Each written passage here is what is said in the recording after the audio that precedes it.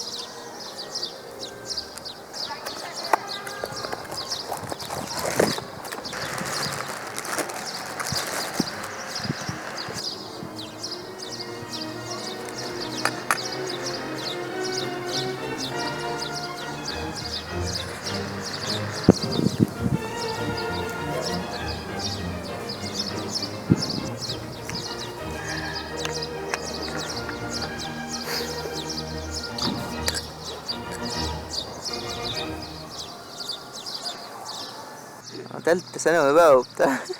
تالتة ثانوي دول يا جدعان، بص، السنة الجاية ان شاء الله.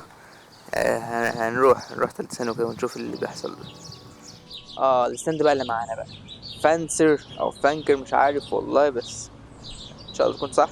204 سي سي، ستاند حلو، يساعد، مرن، قوي، وعصافير كمان. الستاند ده ليه 3 ارتفاعات. هو مش طويل قوي، بس هو يعني على مستوى عينك كويس. انا حتى اصلا مش بستخدم طوله كله دلوقتي، يعني بستخدم نص طوله تقريبا. في 3 ارتفاعات، 1 2 3 في كل رجل، تلفها كده عشان تادجست الارتفاعات. نتكلم انجليزي طبعا عشان ثقافتنا انجليزي، واحنا ما ينفعش نتكلم عربي. لا نو نو نو I'm sorry I'm so sorry، بس نو كنا بنقول ايه بقى؟ كنا بنقول ايوه 3 ارتفاعات بتادجستهم، بتظبطهم براحتك. والعصايه اللي في النص طبعا، العصايه دي بتطلعها وبتنزلها، اللي بيركب عليها بقى البول هيد، وبيركب عليها الحاجات دي هنتكلم عنها دلوقتي. عاملين حفله هنا عشان شم النسيم، مش عشان اغاني وبتاع. انا كنت جاي والله عشان اصور الحفله، بس ما لقيتش اي حاجه، تقريبا بدأوا دلوقتي. ماشي، كنا بنقول بقى العصايه اللي في النص. العصايه اللي في النص دي بترفعها بتنزلها، بتساعد برضه في الطول شويه.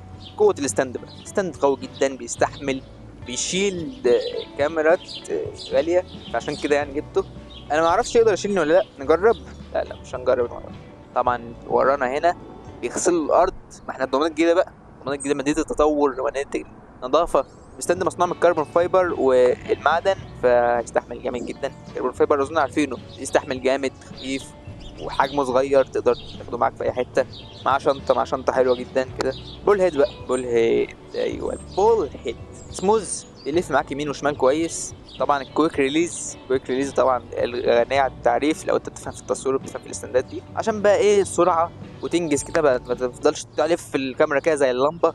في ميزان ميه كده، ايه، بسيط، حلو، يساعد فعلا لو انت مثلا بتعمل الارض مش مستويه ولا حاجه. بتاع ده مرن بطريقه ان شاء الله يعني. في بقى بتاع كده، بتاع دي بتضغط عليها عشان تغير بقى الارتفاع، في 3 ارتفاعات، او تغير الزاويه ل3 زوايا.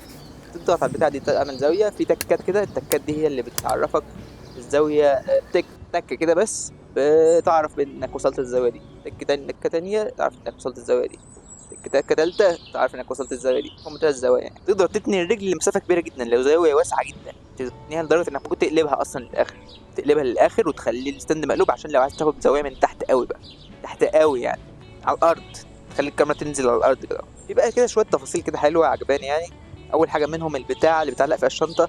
دي موجوده في معظم الاستندات اللي زي دي، حلوه، بتساعد برضه لما اكون ماشي لوحدي ولا حاجه وابقى عايز اعلق الشنطه، فحلو، حلوه جدا. وكمان الشنطه بتتقل كده، الستاند بتخليه ثابت في الارض اكتر. الحته تحت الرجل، فيها حته كده تحت خالص في الرجل، الحته دي شفت فيها حاجه بقى حلوه، ان هي ممكن تلفها كده بتتغير. مش تفهم من الاول لحظه كده، مش تفهم هي بتعمل ايه، بس فهمت بعد كده ان هي فيها رابر كده. الرابر ده معمول عشان الاراضي اللي زي البلاط، اسمنت، الحاجات دي. في بقى اما تلفها كده بتلاقي بقى ايه، طلع لك حته كده مدببه كده، عامله زي السهم. دي معموله عشان لو بتصور في ارض تقدر تغرز فيها الستاند، عشان الستاند بيتهزش منك. دي تفصيله حلوه كده، خدت بالي منها. في بتاعتين كده قماش، بتاعتين قماش فيها سوسته تقدر تفكها وتركبها. البتاعه دي معموله عشان تمسك ليها الستاند كويس، محكمة، بتخليك تمسك الستاند كويس احسن ما تمسك الستاند اصلا من غيرها. تقدر تشيلها، تقدر تحطها براحتك انت زي ما انت عايز. هي عاجبة، انا سايبها يعني شكلها حلو، اللون الاصفر ده شكله حلو. اخيرا بقى هو سعر الستاند.